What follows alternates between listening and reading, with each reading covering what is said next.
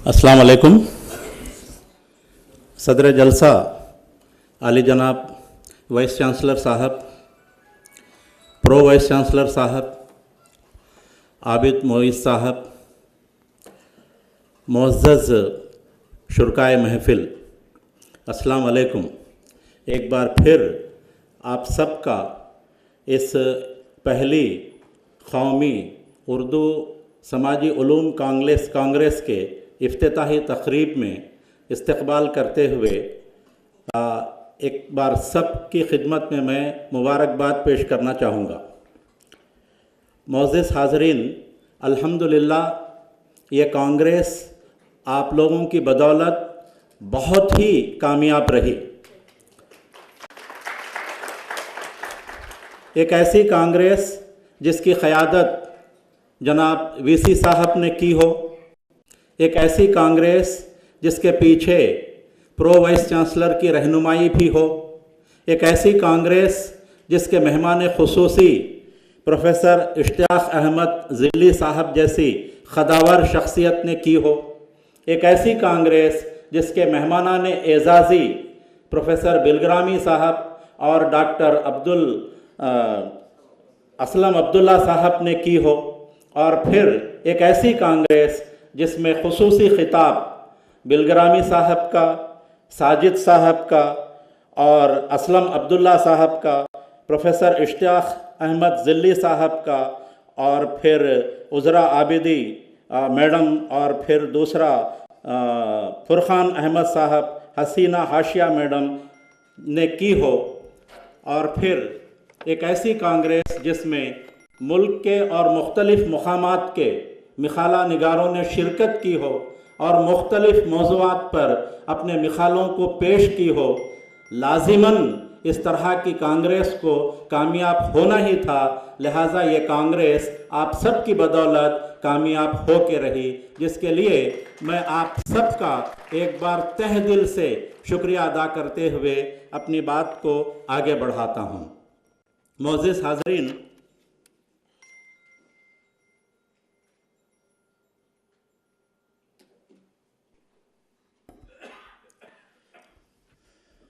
हम कार्रवाई को आगे बढ़ाएंगे अपने मिसाला निगारों के तासुरात की समाअत करते हुए। लिहाजा मैं चाहूँगा कि आप में से अपने से आगे बढ़कर जो भी आगे बढ़ना चाहें यहाँ तशरीफ़ लाएं और अपने ख़यालात का इजहार करें। इस 2 रोज़ा क़याम के दौरान यहाँ जो मुबाहिस हुए हैं, डिस्कशंस हुए हैं, जिनको आपने समाअत फरमाई है, उससे मुताल्लिक़ मुख्तसरन अपने ख़यालात का इजहार फरमाएँ। बिस्मिल्लाहिर्रहमानिर्रहीम। अस्सलाम वालेकुम। शेखुल जामिया साहब, डाइस पर बैठे हुए अकाबरीन और डाइस से बाहर सबको मेरा सलाम। Dear students also. तो मुझे बस हमें ये 2 रोज़ा कॉन्फ्रेंस अटेंड करने का मौका मिला, जिसके लिए मैं इदारे की बहुत ज़्यादा शुक्रगुज़ार हूँ।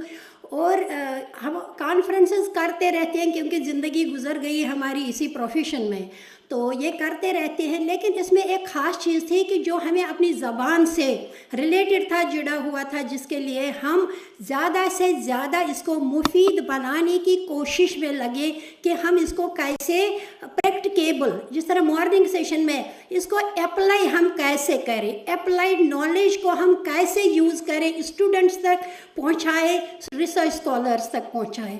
तो मुझे इसमें सर सिर्फ 3 बातें करनी है। मुझे उम्मीद है आप थोड़ा सा टाइम मुझे आज दे देंगे, क्योंकि मैंने कल भी अपना हाफ पेपर प्रेजेंट किया, हाफ के लिए मुझे टाइम नहीं मिला। मैं 2 मिनट सिर्फ ले लूँगी, ज़्यादा इसके लिए मैं माज़रत खा हूँ। तो सबसे बड़ी चीज़ जो हमें ये 2 दिन कॉन्फ्रेंस के करने के बाद ये लगा कि हमें इस वक्त ज़रूरत है, जिस तरह 7वीं सदी 6वीं 7वीं सदी में मुसलमानों ने, खलीफा हारून रशीद ने जो बैतुल हिकमा का क़याम उसको अमल में लाया था, और उन्होंने ट्रांसलेशन वर्क शुरू किया था, और उसका नतीजा ये हुआ कि मुसलमानों का एक ग्लोरियस पीरियड शुरू हुआ, जिसमें उन्होंने हर इल्म में, हर फ़नून में उन्होंने एक्सेलेंस ज़ाहिर की, एक्सेलेंस जो अभी तक जारी है, जिससे अभी तक यूरोपियन और यूएस वाले, मगरिब वाले जो अपने आप को नॉलेज का ख़जाना समझते हैं, उससे मुस्तफ़ीद होते हैं, जिसमें उन्होंने नेविगेशन में, एस्ट्रोनॉमी में, मैथमेटिक्स में, हर इल्म में कामयाबी हासिल की। तो आज भी ज़रूरत है उस तरह का सेंटर हम यहाँ कायम करें, जो ट्रांसलेशन वर्क, जिसमें एक्सपर्ट्स को बुला के अपने काम को आसान बनाया जाए। उसके लिए दारुल ये ट्रांसलेशन का वर्क जिसको हम उसका क़याम ज़रूरी अमल में लाना है। दूसरी बात ये है चैनलाइजेशन। हमारे पास स्टूडेंट है, हमारे पास एक्सीलेंस है, बहुत अच्छे स्टूडेंट है, टीचर है, जो अपने इस ख़यालात का इजहार उर्दू लैंग्वेज में करके उसको चैनलाइज करना चाहते हैं। तो ये चैनलाइज है कि हमें एक रिसाला ऐसा क्वालिटी का यहाँ शुरू करना चाहिए, जिसको सोशल साइंसेस में in general, women studies and women studies centre में इन पर्टिकुलर शुरू करना चाहिए, ताकि जो ख़वातीन, जो वहाँ का स्टाफ और स्टूडेंट जो हमने कल से देखे क्वालिटी पेपर्स थे, तो उनको पब्लिश करके ये दिखाएं कि कितना काम हो रहा है यहाँ पर, लैंग्वेज कोई बैरियर नहीं है, और कितना ये यूनिवर्सिटी काम कर रही है इस डायरेक्शन में कि इस ज़बान के ज़रिए हम नॉलेज को लोगों तक पहुँचाए, और उस तबके तक ये पहुँचेगा जो अभी काफ़ी पसमानदा है एजुकेशन में, तालीम के मैदान में। मैंने कल भी कहा, इस वक्त अगर लैंग्वेज किसी मजहबी गिरोह का या किसी मज़हब की मीरास नहीं है, लेकिन ये मुसलमानों से इसको जोड़ दिया गया है, जो हमारा अलमिया है। तो अगर ये चीज़ें उस टारगेट ग्रुप तक पहुंच जाए, मुझे लगता है हमारा बहुत बड़ा कंट्रीब्यूशन होगा। मेरी रिक्वेस्ट है शेखुल जामिया साहब से कि इस चीज़ में वो सोचें, और वीमेन्स एजुकेशन, वीमेन स्टडीज़ के दोनों डिपार्टमेंट, सेंटर भी है और स्टडीज़ डिपार्टमेंट भी है, उनके लिए अलग से एक रिसाला निकालने की मंजूरी दे, ताकि वो इसमें काम करें। चाहे अगर वो स्टार्ट करेंगे ऑनलाइन ही, क्योंकि इस वक्त ऑनलाइन का भी प्रोविज़न है, तो जब वो चलेगा उसमें काफ़ी क्वालिटी पेपर्स आएंगे, तो आगे उसको फिर प्रिंट की शेप में भी लिया जा सकता है। सर, ये मेरी एक सिफारिश है। तीसरा मेरा जो सबसे लास्ट में मैं ये बताऊंगी, कल जब हमने मैं जो रिप्रेजेंट कर रही हूँ इस वक्त women studies department and women centre को मैं रिप्रेजेंट कर रही हूँ, जिसके लिए मैं आई हूँ, तो हमने जब देखा है हमारे लिए इस स्टडी के लिए हमारे पास कई दौर आए। सेकेंड वर्ल्ड वार के बाद जब और ख़वातीन की हालत बहुत पूरे दुनिया में बहुत ख़राब हो गई, उस वक्त एक स्ट्रगल ये थी कि हम वीमेन को कैसे विजिबल करेंगे। विजिबल का मैं एक छोटी सी मिसाल दे रही हूँ। विजिबल करने का मतलब था कि किताबें थी, बहुत ज़्यादा लिटरेचर था उस वक्त भी। एक किताब थी suppose man and environment. Man and environment का जिसने किताब लिखी थी, उसका मतलब नहीं था कि मैन का रोल एनवायरनमेंट क्या है, उसका मतलब था पूरी ह्यूमैनिटी, मैन एंड वीमेन दोनों का रोल क्या है। लेकिन वहाँ पर सिर्फ उजागर किया गया था मैन। तो लोगों ने सोचा कि जो उस वक्त के रेवोल्यूशनरी ग्रुप्स थे, उन्होंने कहा कि where are women, women are invisible, उनका कहीं जिक्र नहीं है, उनका कोई रोल नहीं है। जो घरों में काम करती है, 50% जिनकी पॉपुलेशन है पूरे दुनिया में, वो कहाँ है, वो कहाँ काम करें, उनके रोल को क्यों नहीं उजागर किया गया है। तो उसके बाद उनको विजिबल करने की कोशिशें शुरू हुई दुनिया में भी, और यही लहर हिंदुस्तान में आई। उनका रोल क्या है। यूके में, यूएसए में ऐसे लेजिस्लेशंस आए कि उनको मुलाजमत में लाया गया, और छोटे छोटे कामों में, उसके बाद उनके एजुकेशन में उनकी प्रेजेंस को फेल्ट कराया गया। उसके बाद different legislations like maternity leaves, बाकी ये सारी चीज़ें आ गई। उसके बाद का दौर जो है, जो हिंदुस्तान में भी हमने देखा है कि पहले यहाँ पॉलिटिकल अवेयरनेस सिर्फ यह कि आज़ादी की स्ट्रगल में वीमेन का रोल सिर्फ पार्टिसिपेशन, डिसीजन मेकिंग में कोई उनका वो था ही नहीं, पार्टिसिपेशन। اس کے بعد ایک دور آیا جس میں صرف ایمپاورمنٹ کی بات آ گئی کہ ویزیبلٹی تو آ گئی ہے کسی حد تک، لیکن ہم ویمن کو ایمپاورمنٹ کیسے دیں گے. تو ایمپاورمنٹ کو دیکھنے کے لیے پوری دنیا میں اور ہمارے ہندوستان میں بھی موومنٹ شروع ہو گئی، جس میں یہ دیکھا گیا سیکس ریشو 1981 کے بعد سیکس ریشو ڈیکلائن ہونا شروع کیا گیا. جو ہمارے پاس سینسس کا ڈیٹا آیا تو اس میں دیکھا گیا ویمن کا نمبر بہت کم ہے، کیونکہ سیکس ریشو دیکھا جاتا ہے نمبر آف ویمن پر 1000 نمبر آف فیمیلز پر 1000 میل، اس میں بہت کم آیا. تو یہاں سے شروع ہو گیا ایمپاورمنٹ کے جو مین فیکٹرز تھے، وہ تھا سیکس ریشو، اس کے بعد ایجوکیشنل پارٹیسپیشن، اس کے بعد ورک پارٹیسپیشن، اور اس کے بعد ہیلتھ اینڈ ویمن، لاسٹ میں تھا پولیٹیکل پارٹیسپیشن یا participation of women in decision making. تو ان چیزوں میں ڈیٹا کلیکٹ کیا گیا، این جی اوز نے، ویمنز آرگنائزیشن نے اس میں کام کیا. ویمن کا پارٹیسپیشن ایجوکیشن میں بھی پیچھے، سیکس ریشو میں بھی پیچھے، اور ورک پارٹیسپیشن میں تینوں چیزیں دیکھی گئی کہ پرائمری آکوپیشن، 3 آکوپیشنز جو primary occupation, secondary and tertiary. Primary جس میں ایگریکلچر وغیرہ آتا ہے یا لمبرنگ آتا ہے، فشنگ، جو پرائمری گڈس کا جو پروڈکشن ہے اس میں خواتین کی تعداد سب سے زیادہ ہے، کیونکہ اس میں محنت زیادہ کرنی ہوتی ہے. انڈسٹری میں دیکھا وہاں پارٹیسپیشن نیل، سروسز میں دیکھا وہاں پارٹیسپیشن نیل. تو ان چیزوں کی طرف دھیان دیا گیا. اس کے بعد 90 کی دہائی نکل گئی جب ویمنز انٹرنیشنل ڈیکیڈ جس کو ڈکلیئر کیا گیا تھا. اس کے بعد کے میں واقعات بس 1 منٹ میں ختم کروں گی. اس میں یہ آیا کہ ویمن کو جب ایمپاور کیا گیا، جو گھروں میں پہلے ہنسا ہوتی تھی ویمن کے ساتھ بہت زیادہ ہوتی تھی، لیکن وہ چپ تھے، کسی سے کہتے نہیں تھے، وہ رپورٹس پھر باہر آنے لگے. تو ڈومیسٹک وائلنس ایکٹ بنا، اور ڈومیسٹک وائلنس ایکٹ کے بعد پھر جنرل کرائم اگینسٹ ویمن جو کافی بڑھ گئے تھے، جس کے کئی ریزن ہیں. پہلے خواتین بتاتی نہیں تھی کسی کو، لیکن آہستہ آہستہ اب جب ان کو این جی اوز کا سپورٹ ملا، دوسری آرگنائزیشنز کا سپورٹ ملا، انہوں نے کہنا شروع کیا. تو اس طرح سے یہ سارے ایشوز ہمارے سامنے آ گئے.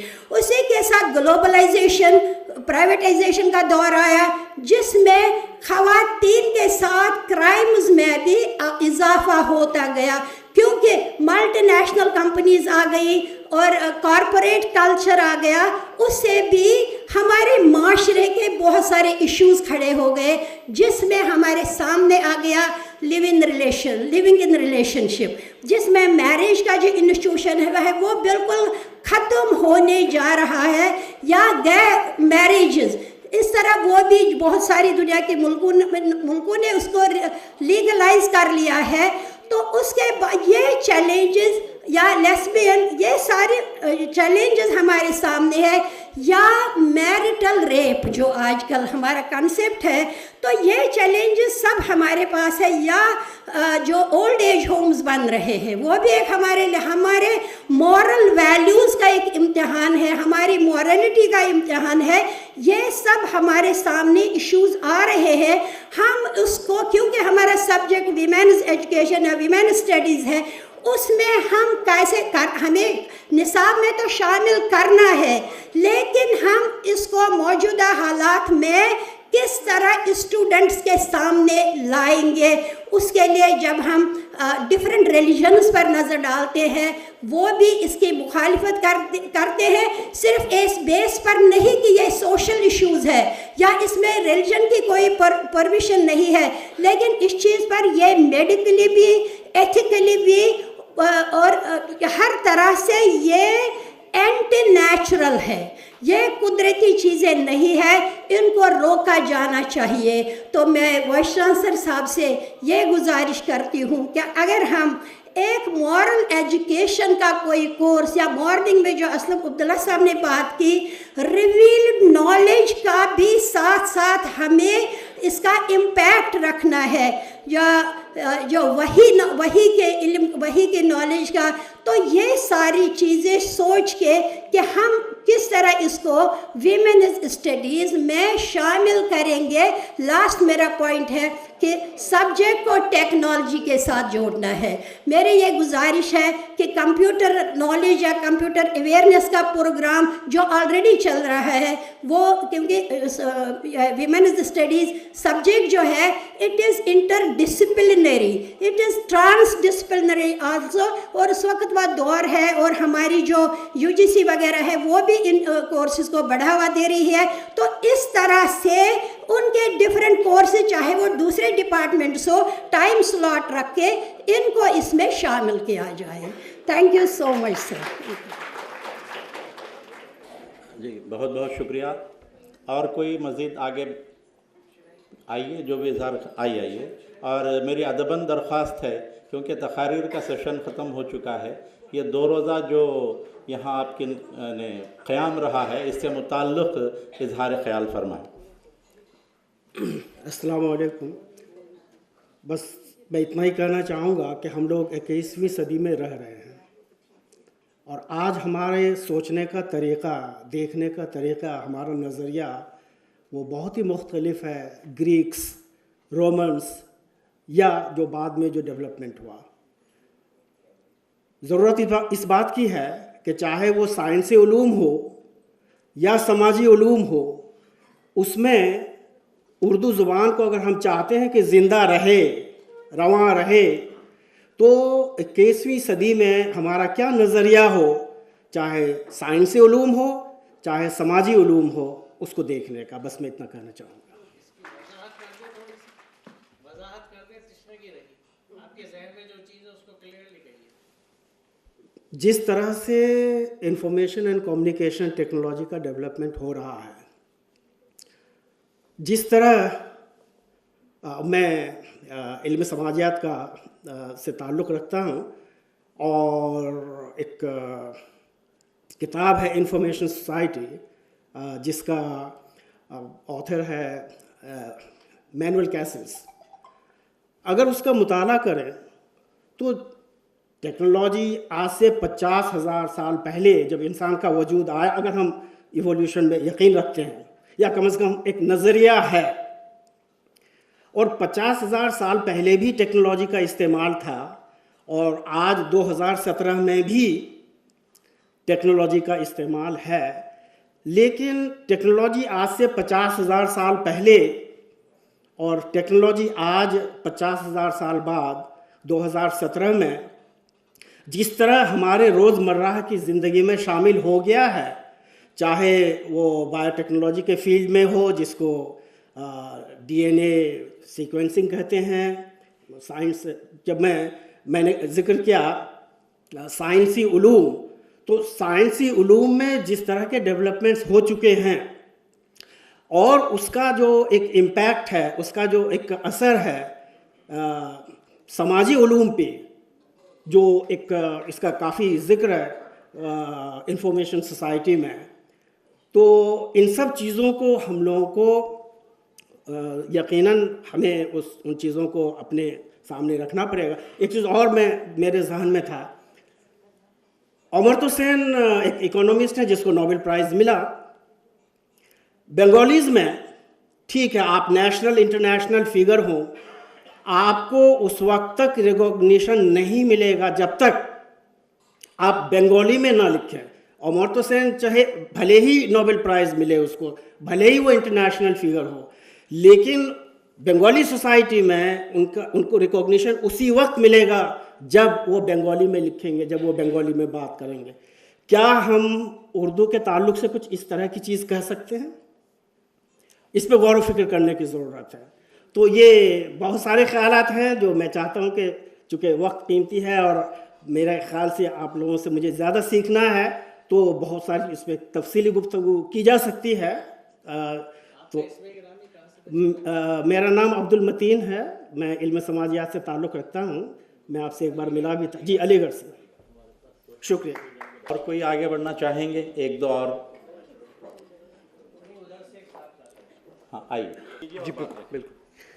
بسم اللہ الرحمن الرحیم. میرا نام اکرام الحق ہے اور میں جواہر لال نہرو یونیورسٹی میں شعبہ تاریخ کا طالب علم ہوں. آپ میں سے زیادہ تر لوگوں کو معلوم ہوگا جواہر لال نہرو یونیورسٹی میں تاریخ اور دوسرے علوم کی تعلیم کا ذریعہ انگریزی زبان ہے. اسی زبان میں پڑھتے ہیں, اسی زبان میں سوچتے ہیں, بولتے ہیں اور لکھتے ہیں. اور یہ ایک سچائی ہے کہ جو انگلش زبان میں نہیں بولتے یا لکھتے ہیں وہ اپنے باقی دوسرے دوستوں کے مقابلے میں کم علم سمجھے جاتے ہیں, جس سے وہ کافی جوجھتے بھی ہیں. اور اس کے لیے خود سینٹر فار ہسٹوریکل اسٹڈیز نے الگ طریقے کے کچھ پیرالل سسٹم بھی بنائے ہیں تاکہ اس کو ٹیکل کیا جا سکے, لیکن وہ ایک سچائی ہے. دوسری چیز یہ کہ میں نے جب اس دوران اپنی پڑھائی شروع کی تو مجھے احساس ہوا کہ بہت نئے طریقے, نئی تحقیقات سوچنے اور سمجھنے اور پڑھنے کی آ چکی ہیں سوشل سائنسز میں, خاص طور سے ہسٹری میں. لیکن جب میں اردو میں لکھی ہوئی کتابیں اٹھاتا تھا تو مجھے لگتا تھا کہ اب بھی جو اس میں معلومات کا سرمایہ ہے وہ 1940 اور 1930 سے پہلے کا ہے. 1960 کے بعد ہندوستانی تاریخ میں جس طریقے کے نئے رجحانات آئے اس کی کوئی جھلک نہیں ملتی ان کتابوں کے علاوہ جو کتابیں انگریزی زبان سے ترجمہ ہوئی ہیں. بہت ساری کتابیں انسپیول سے انگریزی سے اردو میں ترجمہ ہوئی ہیں. محمد حبیب صاحب کی کتاب, خلیق احمد نظامی صاحب کی کتاب, اشتیاق ظلی صاحب نے وغیرہ نے بھی کتابیں ترجمہ کی ہیں. وہ کتابیں, ان کتابوں کے علاوہ اوریجنل ورک اردو میں ہسٹری کے سلسلے سے جو کچھ بھی موجود ہے اس میں جو معلومات ہیں وہ زیادہ پرانی ہیں. اس وقت بھی میں نے فیصلہ کیا کہ مجھے اردو زبان میں لکھنا چاہیے اگر میں لکھ سکتا ہوں. تو میں نے اس سلسلے میں کوشش کی. پروفیسر ظلی صاحب نے مجھے انکریج کیا, میں نے ان کے رسالے میں 1-2 مضمون بھی لکھے. اس کے علاوہ جب میں نے اسلامک سٹڈیز کے کچھ جرنل اٹھائے اور اسلامک سٹڈیز کے اسلام کے مدوں کے اوپر لکھنے والوں کی جب میں نے تحریریں پڑھی تو اب پھر مجھے دوبارہ سے افسوس ہوا کہ اگر آپ ان کی کتابیں اٹھائیں تو مارشل ہاڈسن, فریڈ ایم ڈونر یا پیٹریشیا کرون یا مائیکل کوک, آپ ان سے اعتراض کر سکتے ہیں لیکن ان کو نظر انداز نہیں کر سکتے, ان کا کوئی تذکرہ نہیں ہے. تو کیا ہم وہ اسلامک سٹڈیز جو ہم یہاں پڑھتے ہیں اور وہ اسلامک سٹڈیز جو ورلڈ کی بیسٹ یونیورسٹیز میں پڑھایا جاتا ہے, کیا اس میں ہم ایک ڈسپلن کی حیثیت سے بھی فرق کر دیں؟ یہ ایک بڑا سوال تھا. ان تمام چیزوں کی وجہ سے میں نے سوچنا شروع کیا.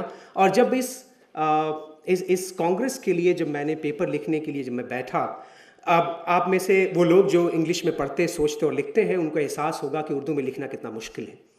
اس کے بعد تو میرے لیے کافی مشکل تھا, لیکن مشکل میرے لیے آسان اس لیے ہو گئی کہ کیونکہ یہ میرے لیے پرانی مشق تھی. تو لیکن میں نے لکھا. لکھنے کے بعد مجھے یہ اندیشہ تھا کہ لکھی ہوئی تحریر کو پڑھنا اور ایک کانفرنس میں تاریخ کے عنوان کے اوپر کسی کو بولتے ہوئے سننے میں بہت فرق ہوتا ہے. وہ بہت تیز رفتاری کے ساتھ وہ تصورات لوگوں کے کانوں سے اور سماعتوں سے گزرتے ہیں اور ان کو گراسپ کرنا مشکل ہوتا ہے. کیونکہ اگر آپ بچپن سے انلائٹنمنٹ یا انڈسٹریل ریولوشن یا آپ پروٹسٹنٹ یا آپ اورینٹل ڈسپوٹزم جیسے آئیڈیاز اگر آپ سنتے ہی آپ کے ذہن میں اس کی ایک تصویر بنتی. لیکن اگر میں اچانک سے ان الفاظ, ان اصطلاحات کا اردو میں ترجمہ کروں جس کے آپ عادی نہیں ہیں اور بہت تیز رفتاری سے گزر جاؤں تو وہ تصویر نہیں بنے گی. لیکن پڑھتے ہوئے اگر آپ ٹھہر کر کے وہاں پہ سوچ سکتے. لیکن جب میں یہاں آیا اور میں نے اپنا مقالہ پیش کیا جو میں نے جان بوجھ کر بہت شستہ زبان میں لکھنے کی کوشش کی تھی, تو میں نے محسوس کیا کہ سامعین پر اس کا اس طریقے سے اثر ہو رہا ہے کہ وہ میری بات کو سمجھ پا رہے ہیں. اور پھر مجھے بڑی خوشی ہوئی اور پھر مجھے وہاں پہ احساس ہوا کہ اس طریقے کی کانفرنسز ہونی چاہیے اور ہم میں سے وہ لوگ جو بائی لنگول ہیں اور جو اردو انگریزی بول سکتے ہیں اور لکھ سکتے ہیں ان کو اردو میں بھی لکھ کر کے لوگوں کے سامنے پیش کرنا چاہیے. میں اس سلسلے میں آپ تمام حضرات کو بہت بہت مبارکباد پیش کرتا ہوں. شکریہ. بسم اللہ الرحمن الرحیم. عالی جناب وائس چانسلر صاحب رحمۃ اللہ سر, تبسم بیگم ہے ہمارا نام, ہم پولیٹیکل سائنس ڈپارٹمنٹ سے ہیں. میرا جو ٹاپک تھا مؤثر سیاست کے بحث و مباحث, مسائل اور چیلنجز. موجودہ دور کی جو حکومت ہے اس کے بارے میں نے پیپر پریزنٹیشن کیا ہے. ہمارا ملک ہندوستان جو ایک جمہوری ملک ہے, جمہوریت میں ہم سب جانتے ہیں کہ اقتدار اعلیٰ کا اصل سرچشمہ ہم خود عوام ہوتے ہیں. لیکن جب ہمارا ہندوستان کا جب دستور ہند بن رہا تھا تو سبھی لوگ یہ عہد کر لیے تھے کہ ہندوستان کے تمام ہندوستانی شہری ہم متنازع سنجیدگی سے یہ عہد کرتے ہیں کہ ہندوستان کو ایک مقتدر سیکولر سوشلسٹ اور عوامی جمہوریہ بنائیں گے. لیکن آج کیا ہو رہا ہے؟ آج ہمارے پاس فرقہ پرستی عام ہو گئی ہے. مذہب کے نام سے ہم لوگ کیا کر رہے ہیں؟ مذہب کے نام سے دوسرے مذہب کا استحصال کر رہے ہیں. فرقہ پرستی عام ہو گئی ہے جس کی وجہ سے ایک دوسرے کا مذہب کا استحصال کر رہے ہیں. 1976 میں 42 امنڈمنٹ کے تحت ہم یہ کہہ دیے تھے کہ ہندوستان ایک سیکولر اسٹیٹ ہے بول کر، یعنی کہ ہندوستان کے اندر مختلف مذہب کے، مختلف عقائد کے، مختلف رسم و رواج کے، مختلف تہذیب و تمدن کے لوگ رہتے ہیں. اسی بنیاد پر ہمارے ملک ہندوستان کو سیکولر اسٹیٹ کہا گیا تھا. لیکن آج موجودہ دور میں کیا کر رہے ہیں؟ ایک مذہب کے لوگ دوسرے مذہب کا استحصال کر رہے ہیں. لیکن ہمیں یہ ماحول پیدا کرنے کی ضرورت ہے کہ ہم ایک مذہب کا دوسرے مذہب کا دل سے احترام کریں.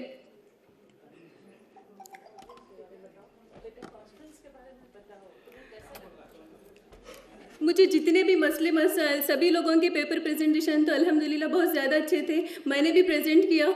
تو اس میں میں بس یہ کہنا چاہ رہی ہوں کہ ہمارے ملک کے اندر میرا جو پیپر پریزنٹیشن تھا، میں اس میں یہ بات بتانا چاہ رہی ہوں کہ ہمارے ملک کے اندر جو بے روزگاری، بدعنوانی، رشوت خوری جو عام ہو رہی ہے، اس کو روکنے کے لیے بہت سے مسائل کو حل کرنے کی کوشش ہے.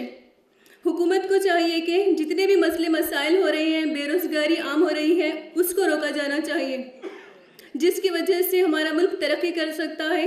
ترقی یافتہ ممالک میں ہمارے ملک کا نام بھی شمار ہو سکتا ہے. تھینک یو سو مچ. السلام علیکم. میں ڈاکٹر محمد اقبال آپ کے سامنے الحمدللہ بڑی جرأت سے ٹھہرا ہوں. میرے سامنے جو ہے بڑے بڑے اسکالرس ہیں، ان کے جو ہے سارے تاثرات میرے سینے میں سمو گئے ہیں. پہلی مرتبہ میں پہلے جو ہے ہمارے شیخ الجامعہ صاحب کا بہت ہی تہ دل سے میں مبارکباد پیش کرنا چاہ رہا ہوں کہ انہوں نے اس دور میں، اس حالت میں جو قیادت کا بیڑا آپ نے سر اٹھایا ہے، اس کے لیے میں جو ہے میرا سر جھکا رہا ہوں آپ کے سامنے. میں ایک اردو اسٹوڈنٹ ہوں، اردو میڈیم اسٹوڈنٹ ہوں، اور میرے تاثرات، میرے ایکسپیرینسز میں پیش کرنا چاہ رہا ہوں. میرا اسکولنگ اردو میڈیم میں رہا. جب میں کالج میں آیا تو اردو میڈیم نہیں تھا وہاں پر، یا تو تیلگو میڈیم لیں گے یا تو انگلش میڈیم. اب ظاہر بات ہے انگلش میڈیم لیے، وہاں سے پڑھے. پھر الحمدللہ حیدرآباد یونیورسٹی کو انٹرنس لے کے وہاں جو وہاں کا first batch political science student ہوں 1981. وہاں سے جو ہے جب میری کالج میں ویکینسی آیا تب میں گیا. تب تک جو ہے میں کافی انگلش امپروو کر چکا تھا، اردو بھول گیا تھا. میں ایلیکوشن کمپٹیشن ڈیبیٹس کا جذبہ آ گیا تھا. جا بجا جاتا ہوں پریزیسلی انگلش میں. جب میں کالج میں، میری کالج جہاں میں پڑھا، جب انٹرویو گیا تو بولے بابا آپ تیلگو میں ایک جاب دیجیے. آپ ایک کوشچن پوچھے، تیلگو میں جاب دیے. میرے کو تیلگو آتا ہی نہیں، میرا لائف میں نہیں پڑھا. میں نے صرف سر جھکا دیا شرمندگی سے. ٹھیک ہے آپ جائیے بولے. پھر میں جو ہے پوسٹ کسی کو نہیں دیا گیا. 10 مہینے کے بعد پھر ری ایڈورٹس کرے. جب تک میں نے تیلگو سیکھ لیا اور آندھرا پردیش یعنی ایک اکیڈمی ہے ایکویلنٹ ٹو ڈپارٹمنٹ ٹیسٹ، اس کا تیلگو ٹیسٹ پاس کیا. میں جا کے پھر سیکنڈ انٹرویو میں میرا سرٹیفکیٹ دیا. تیلگو میں سوال کیے، جاب دیا، میں سلیکٹ کر لیا. انٹرویو فیس کرنا بہت ایزی کام ہے، میں فیس کر لیا. آپ بولے جاؤ کلاس کو جاؤ، تیلگو میڈیم کلاس لو. تیلگو میڈیم کلاس میں 100 بچے رہتے. میری زندگی میں تیلگو میڈیم نہیں پڑھا. خیر الحمدللہ وہ چیلنج بھی فیس کیے. اللہ تعالیٰ وہاں بھی جو ہے مجھے کامیابی سے نوازا. لیکن تھوڑی باتیں تجربے کی بولنا چاہ رہا ہوں. جب حیدرآباد یونیورسٹی میں کیفی اعظمی صاحب، میڈم شبان اعظمی کے والد صاحب، بہت بڑے شاعر، ہمارے جو ہے حیدرآباد سینٹرل یونیورسٹی میں ان کو جو مدعو کیے تھے ڈپارٹمنٹ آف انگلش، وہ جو ہے اپنا پروگرام پیش کیے. ہم سب کو معلوم ہے ان کا جب مقام مرتبہ اردو میں، شاعری میں. جب انہوں اپنا کلام پیش کر رہے ہیں، سارے میں بھی بیٹھا ہوا تھا، ہمارے اسٹوڈنٹس بھی انگلش کے، گرلز بوائز سب بیٹھے ہوئے تھے. کوئی ہاک نہیں، کوئی پکار نہیں. آخر وہ بول دیے کہ اردو زبان ختم ہو چکی ہے ہندوستان میں.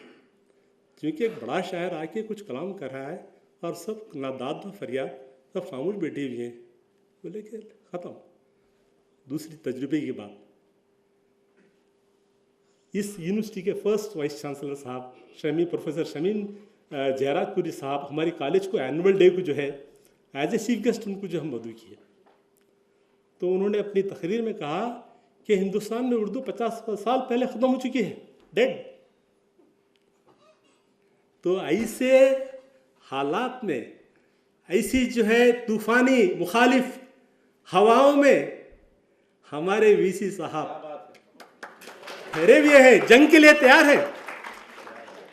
अल्लाह ताला हमारे वाइस चांसलर साहब को, शेखुल जामी साहब को, एक अदना सा उर्दू मीडियम का तालिब इल्म दुआ गो हूँ, अल्लाह ताला आपको जज़ाए खैर दे, अल्लाह आपके ख्वाब को यानी पूरा करे। ये सिर्फ आपका ख्वाब नहीं बल्कि मेरे जैसे उर्दू मीडियम स्टूडेंट्स का ख्वाब है। लेकिन बात जो है सिर्फ एसी ऑडिटोरियम्स में रहकर नहीं होगी, माफ़ी चाहता हूँ, हमको जो है ग्रास रूट लेवल पे जाना चाहिए। 20-25 साल पहले आंध्र प्रदेश में एक तहरीक हुई, उर्दू पढ़ो और उर्दू पढ़ाओ। हमारे जो असातिज़ जो बड़े बड़े जो लोग थे गली गली गए तकरीरें करने, तो हमको ग्रास रूट लेवल पे जाना चाहिए। That's very important. Maulana Azad university को हमको इसको आगे बढ़ाना है तो हमें फीडर सेक्शन चाहिए, ग्रास रूट लेवल पे चाहिए। क्या हालत है, हम वहाँ जाकर देखना है लेबर्स में, रूरल एरियाज़ में जहाँ मैं आया हूँ। मैं 19 साल जो है कि इंग्लिश मीडियम स्कूल भी चलाया जो हुकूमत से जो है रिकॉग्नाइज है। हमारी जो ज़िंदगी सारी उर्दू मीडियम से रही, लेबर तबके से हमारा ताल्लुक़ात रहा, हम खुद लेबर तबके के हमारा ताल्लुक़ात भी हो है। लेकिन as a student of political science इसकी क्या अहमियत है हम सब जानते हैं, क्योंकि बड़े बड़े स्कॉलर्स हैं, अल्फाज की ज़रूरत नहीं है। हिंदुस्तान में हमारी आइडेंटिटी क्या है, व्हाट इज़ आवर आइडेंटिटी? इस आइडेंटिटी को ज़िंदा रखने के लिए हमको उर्दू ज़िंदा रखना चाहिए। कल जो है फ़र्क कर रहे थे कि उर्दू की तरक्की, अदब और उर्दू ज़बान की तरक्की। मैं तो बोलूँगा कि उर्दू अदब की तरक्की चाहिए और उर्दू ज़बान की भी तरक्की चाहिए। It's a communicative language, it's a vehicle for communication. अगर मैं मेरी दादी को जाके अगर मैं बोलूँगा, मैं जाके हैदराबाद यूनिवर्सिटी में पढ़ाऊँ, हेलो ग्रैंड माँ हाउ आर यू, बाबा तू क्या बोल रहा है, नहीं समझे क्यों? मेरी माँ को जो है उर्दू में बोलना है, मेरी मदर टंग है, ये मेरे महल्ले की मदर टंग है। उनको जोड़ना है डेमोक्रेसी में। डेमोक्रेसी में एक फोर्स बनाना चाहिए और वो है डेफिनेटली उर्दू एंड उर्दू। मैं हमारे first and again last I congratulate, English में बोल रहा हूँ, माफ़ी चाहता हूँ क्योंकि मेरी जो तरबियत इंग्लिश में भी हुई है। मैं बहुत ही मुबारकबाद पेश करता हूँ। आप सब ने जो है हमारे शेखुल जामे की दावत को जो है दावत पर आप लब्बैक करके कहकर सारे हिंदुस्तान से यहाँ जो है मैं आप सबका जो है बहुत ही मशकूर ममनून हूँ। जज़ाकल्लाह खैर। अस्सलाम वालेकुम रहमतुल्लाहि व बरकातहू। Thank you. कि मेरा आज़्म इतना बुलंद है कि पराए शोलों का डर नहीं, मेरा आज़्म इतना बुलंद है कि पराए शोलों का डर नहीं, मुझे खौफ आतिश गुल से है ये कहीं चमन को जलाना। अस्सलाम वालेकुम। मैं Mirza Mumtaz bag, archivist, national archives of India, अभी भोपाल में सर्विस में हूँ और समाजी उलूम के इस कॉन्फ्रेंस के हवाले से मेरा तासुर ये है कि बज़ुबान उर्दू समाजी उलूम की तहक़ीक़ और तालीम तहज़ीब का ज़ुबान से चोली दामन का साथ रहा है और आज भी ये सच है। जब आप उर्दू की बात करते हैं तो एक तहज़ीब की बात करते हैं, एक तमद्दुन की बात करते हैं जिसमें साइंस भी है, जिसमें समाजी उलूम भी है, अदब भी है। छोटे छोटे अल्फाज पे गौर कीजिए और यूरोपियन सोसाइटी से उसका तकाबुली जायज़ा लीजिए।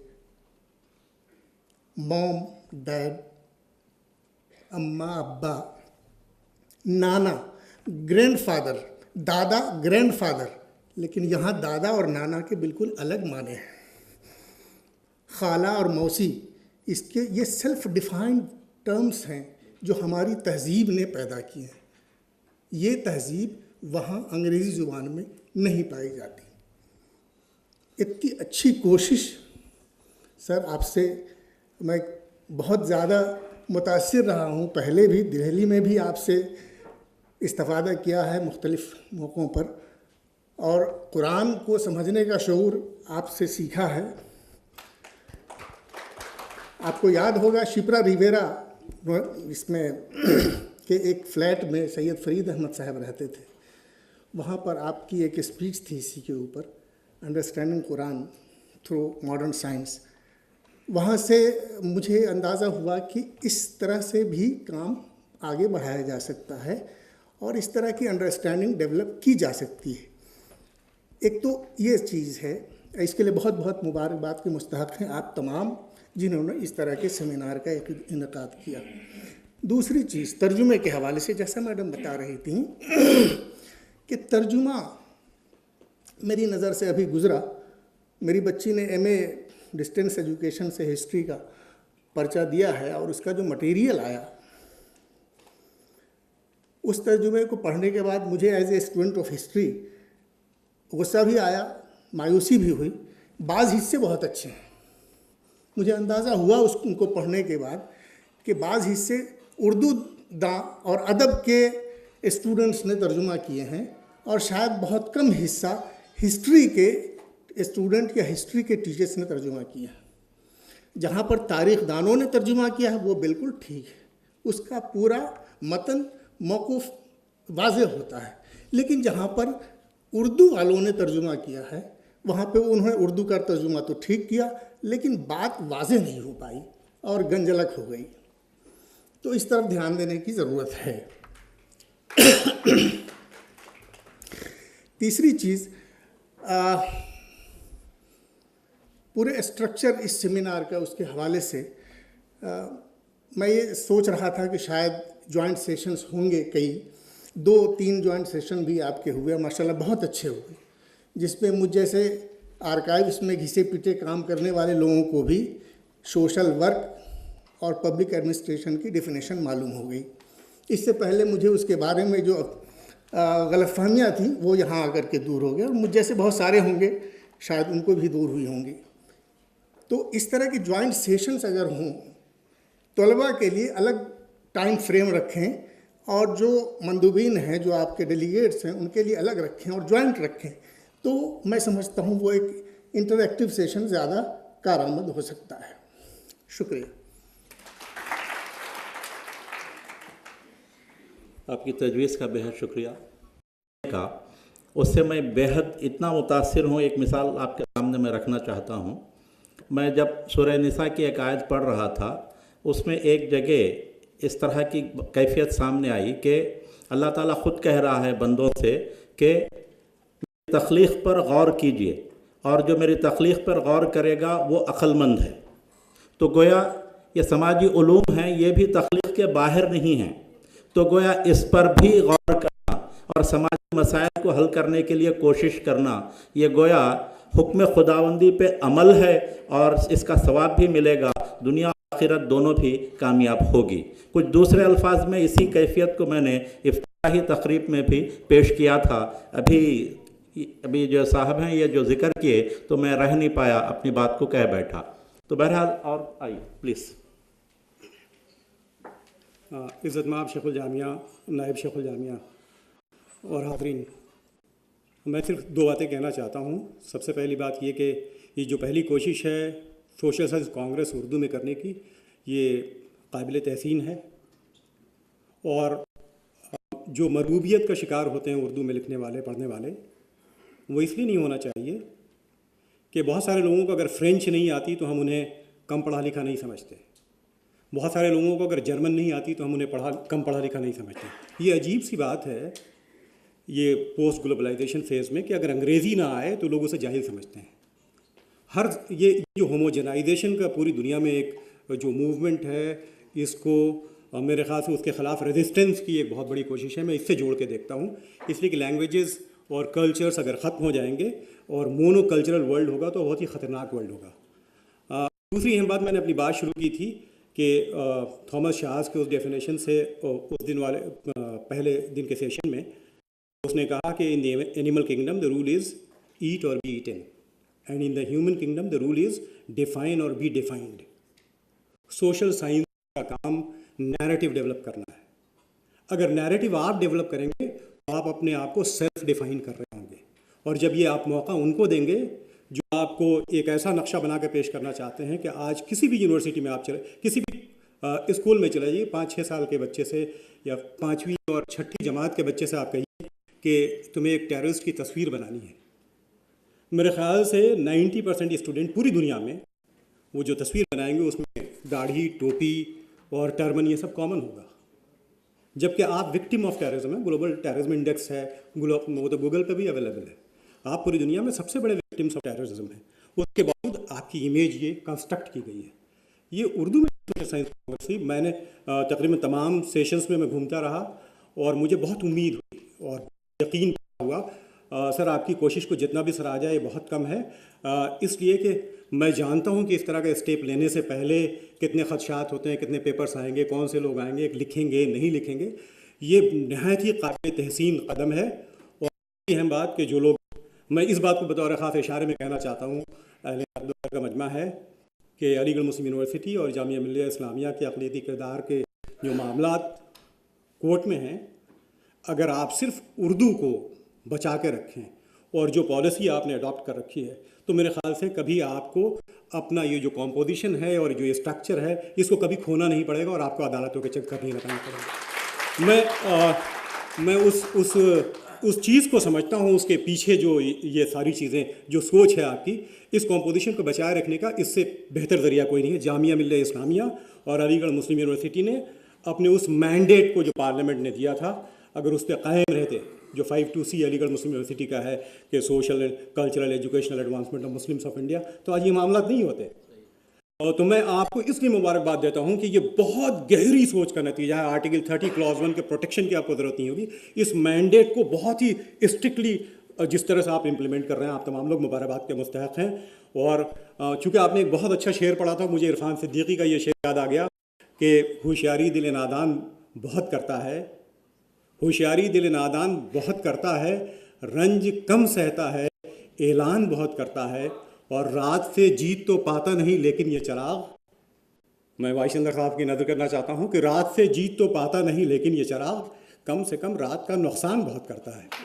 بہت بہت شکریہ. میں انشاءاللہ رات سے جیتوں گا بھی, یہ یقین دلاتا ہوں.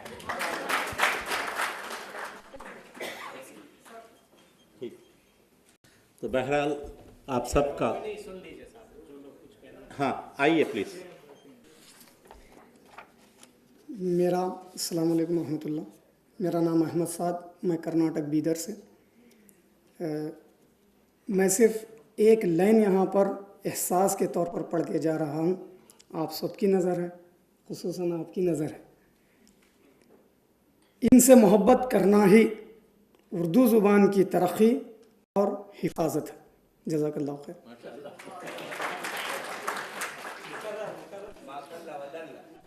آئیے تھوڑا آواز بلند. ان سے محبت کرنا ہی اردو زبان کی ترقی اور حفاظت ہے.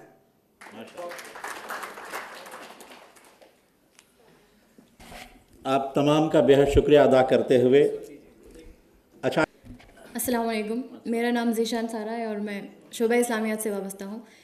میرے ادنا ذہن میں ایک چھوٹی سی بات آئی تھی, میں شیئر کرنا چاہتی ہوں.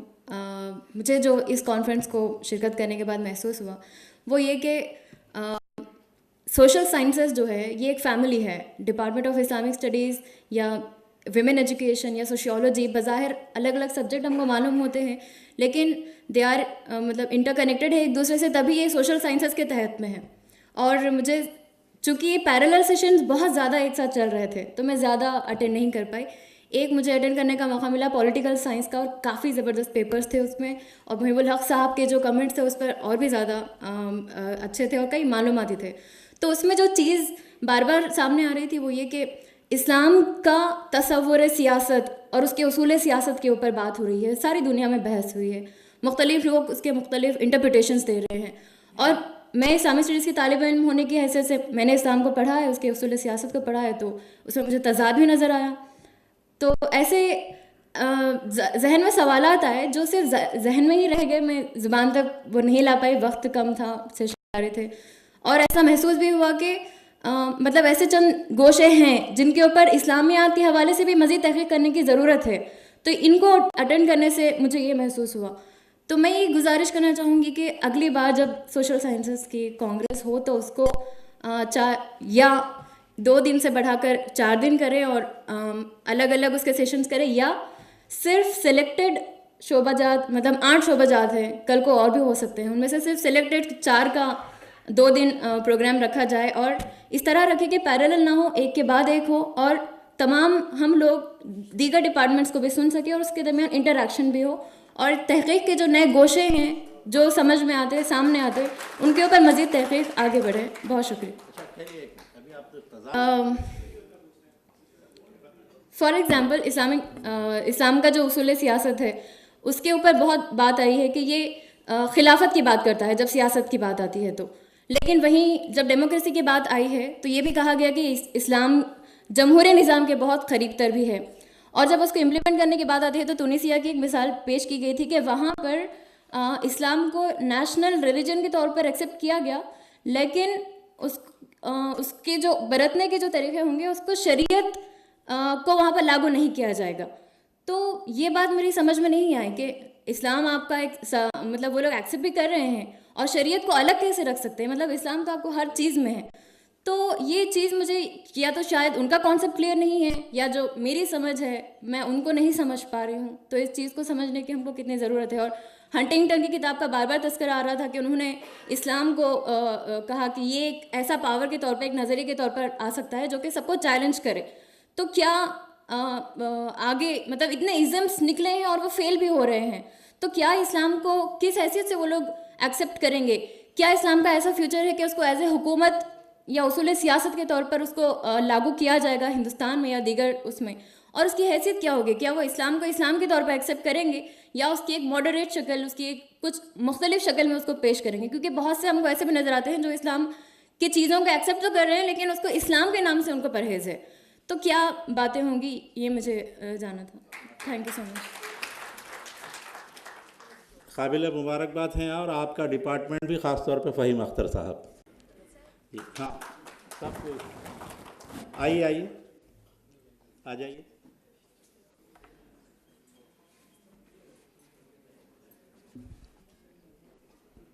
تمام محفل کو السلام علیکم. میں اطہر شافیہ علی خان سوشیالوجی ڈپارٹمنٹ سے ہوں, جہاں پر میں 2 دن کا جو سیمینار کنڈکٹ کیا گیا تھا, دونوں سیشن میں نے اٹینڈ کیے تھے, جس میں جو مسئلے ڈسکس ہوئے تھے ان کو میں آپ کو بتانا چاہوں گی کہ جس میں ہم لوگوں نے سارے پیپر پرچے تھے, ان کے ٹائٹلز جو بھی مجھے اب تک یاد ہے ان کو میں بتانا چاہوں گی, تاکہ مسئلے جو کانٹمپریری ورلڈ کی, کانٹمپریری سوشیالوجی کی بات ہوئی تھی اس میں, تو جو کہ سب کا مسئلہ ہے. سوشیالوجی ایسا ہے جو سب کا ساتھ لے کے جاتا ہے, سب کا ساتھ سب کا وکاس, اس کو ثابت کرتا ہے وہ. تو میں نے سوچا ان مسئلوں کو سب کے سامنے رکھنے کا اچھا موقع ہے. بہت بڑی بڑی ہستیاں سامنے ہیں, میں چھوٹی ناچیز تھوڑا ہمت کر کے آ گئی. ہاں, اس میں مسئلے یہ تھے کہ جو ٹرپل طلاق کا تھا اس پہ بھی بات ہوئی, ایک اور تھا جماعت اسلامی اور یہ جو تبلیغی جماعت ہے, ان دونوں میں ڈفرینس کیا ہے, یہ کس طرح مسلم معاشرے پہ کس طرح سے اثر ڈال رہے ہیں, وہ پیپر پریزنٹیشن ہوا تھا. ایک اور ابن خلدون جو تھے وہ سب سے پہلے جنہوں نے 13ویں صدی میں ہی اس کی شروعات کی تھی, انہوں نے نقشہ دیا تھا سماجیات کا, پر ان کو شامل نہیں کیا گیا ہے آفیشیل ہسٹری میں, تو اس کو شامل کرنے کا پروپوزل بھی ہے ایک پیپر میں. ایک اور پیپر میں اسلام ایریاز جو علی گڑھ کے ایریا کے ہیں, وہاں پہ ابھی بھی اس 21 سینچری میں بھی کافی سارے مسئلے ہیں, اس کا بھی ہوا. اور اے پی اور جھارکھنڈ کے کمپیریزن اسٹڈی کرتے ہوئے اس میں لٹریسی ریٹ کو بھی دیکھا گیا. پھر اور جو میرا پیپر تھا اس میں میں نے اردو بیک گراؤنڈ کے جو اسٹوڈنٹس ہیں جن کو مواد کی کمی ہو رہی, اس کے جو پرابلمس ہیں وہ اور تحقیقی مسائل پہ میں نے تھوڑی سی روشنی ڈالی تھی, کیونکہ میں شروعات میں ہوں, ابھی فرسٹ سیم میں ہوں. تو میں نے میرا وہ جو خیال تھا 2 پوائنٹس میں رکھنا چاہوں گی. اگر मेरा मानना है कि उर्दू इसलिए आगे नहीं बढ़ रहा है क्योंकि उस पर ये थप्पा लग चुका है कि ये मुसलमानों की ज़बान है। अगरचे इस पे ये थप्पा हटा लिया जाए, ये मुसलमानों की ज़बान नहीं है, ये तो सारे हिंदुस्तान की ज़बान है, सारे भारत की ज़बान है। जब तक हम दूसरों को इसमें हम लोग तो माइनॉरिटी हैं, जब तक हम सारे मेजॉरिटी का साथ नहीं लेंगे, उसको सबसे बोलने नहीं देंगे, अब वो सीखेगा कैसे? जो अपोजिट होगा वो समझेगा ये तो मुसलमान की ज़बान। हमारे इलाके में जहाँ पे मैं साउथ की हूँ, टोटल साउथ एपी की, वहाँ पे इसको तुर्कोल्लू बोलते हैं, मतलब टर्की की ज़बान है, वहाँ की ज़बान, ये हमारी नहीं।